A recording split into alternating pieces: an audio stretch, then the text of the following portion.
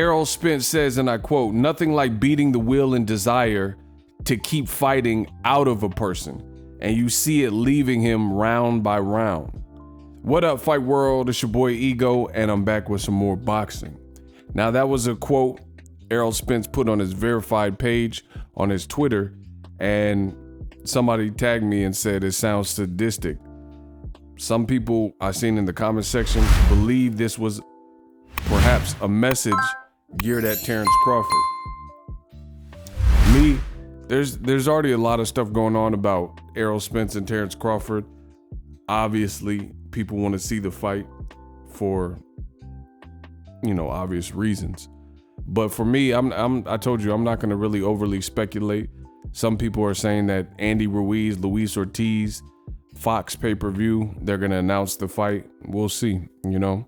The time is of the essence. So if they do plan on fighting November, December-ish, like this year, they're going to have to announce it at some point. So I'll just be waiting for that. But Errol Spence in his tweet, I don't know who he's directing it to. It could be a generic statement, possibly a precursor to maybe a Crawford fight. But at the end of the day, that's how Errol Spence fights. You kind of seen this in the fight with Ugas. Ugas was super game early in the fight, and you could tell he was definitely trying. He was sharp, he looked attentive, and he looked ready to go. But as Errol Spence was melting his eye, and I think that's one of the craziest things about that particular fight is Errol Spence was, before the fight, since he was coming off, as you guys remember, Ugas stepped in for Errol Spence, who initially had the Manny Pacquiao fight. I want to, it's up to my promoter, It was Errol Spence that had the Pacquiao fight, but he was forced to withdraw because he had an eye injury. So, he got surgery, rested up and healed up, and then got back to his training. But entering the fight with Ugas, that was one of the burning questions was, is Errol Spence the same fighter? How is he going to look coming off of an eye injury? What happens if he gets hit in the eye? All these types of things. And by the fight's end, no one was even concerned with Errol Spence's eye. People were concerned with Ugas's eye, which was virtually disfigured in the Errol Spence fight. And he looked like a cyclops.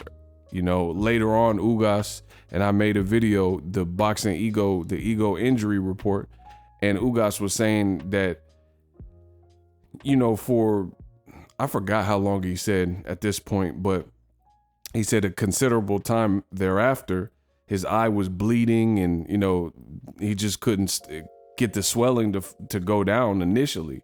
So, Errol Spence really beat the brakes off of Ugas, and Ugas was on a tear. Ugas was on a win. And in my honest opinion, I thought Ugas beat Sean Porter. I thought it was a fun fight.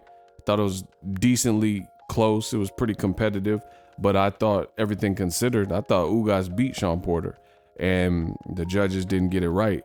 So at the end of the day, to see Ugas, I include that as a Ugas win personally.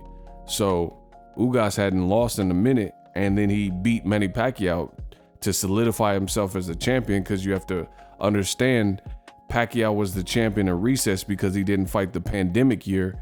So they made him the champion in recess and then elevated Ugas. But then some people had a problem with that, saying, hey, because of inactivity, Pacquiao's the real champion. So it kind of worked out, even though Errol Spence had the injury and everyone was looking forward to Errol Spence versus Manny Pacquiao. It still worked out because it solidified Ugas and showed that he was the true WBA champion, because he beat Manny Pacquiao fair and square. And then right after that, he fought Errol Spence, and Errol Spence told you he was coming back for the winner. So, I respect Errol Spence. Errol Spence has been a man of his word. When he says something, you can book it. He stands 10 toes down, and you got to respect that. So Errol Spence, he sound sadistic or crazy saying like, oh, I love seeing the desire and the fire burn out of the opponent's eyes. But, at the end of the day, this is what he's there for. He's a fighter. He loves to fight. And his style is very very gritty. He shows a lot of dog and, you know, puts punches together, and he really wins the battle of attrition. And a lot of people are speculating, can Terence Crawford, who is a guy who came up from lighter divisions, 135, undisputed at 140, can Terence Crawford deal with that? Deal with the constant full-fledged welterweight, volume puncher, but also very heavy-handed, a natural southpaw. And I think that's why a lot of people want to see the fight, because we know Terence Crawford is an amazing fighter himself. But that's the people who are picking Errol Spence. I think that's one of the main reasons is Errol Spence just has a hacksaw, buzzsaw type of style, and he'll just chop you down and body shot, headshot, and he's literally breaking bone, and he's literally taking guys who, truth be told, are bigger than Terence Crawford. And like Kell Brook was undefeated at welterweight, and he's a big welterweight. Later fought at 150s, and, you know, fought Golovkin right before Errol Spence at 160. So basically, so realistically, right? And Errol Spence did the same thing, just broke him down. Kell Brook was doing good early, but he just couldn't keep Errol Spence off of him for the whole of the fight. And, you know, Errol Spence ended up having his way. Errol Spence will really push the issue. So I think that's one of the interesting questions. Let me know what you guys think of Errol Spence's comment on his verified Twitter account. Subscribe, like, and comment SLC, and I'm out. Introducing Super Thanks.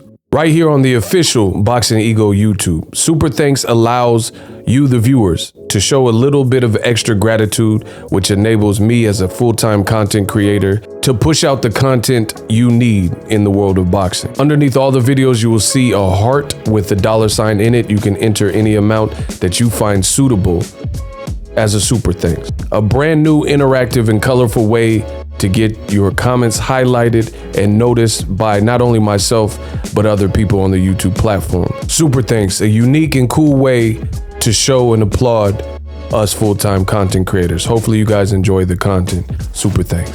The future is now. The Hibernation 5s by Kenichi Bear.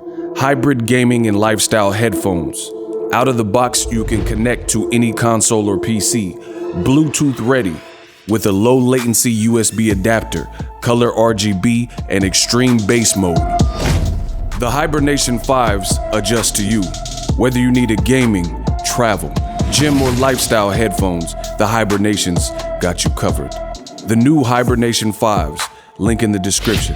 Customize the way you hear the world. Welcome to the nation.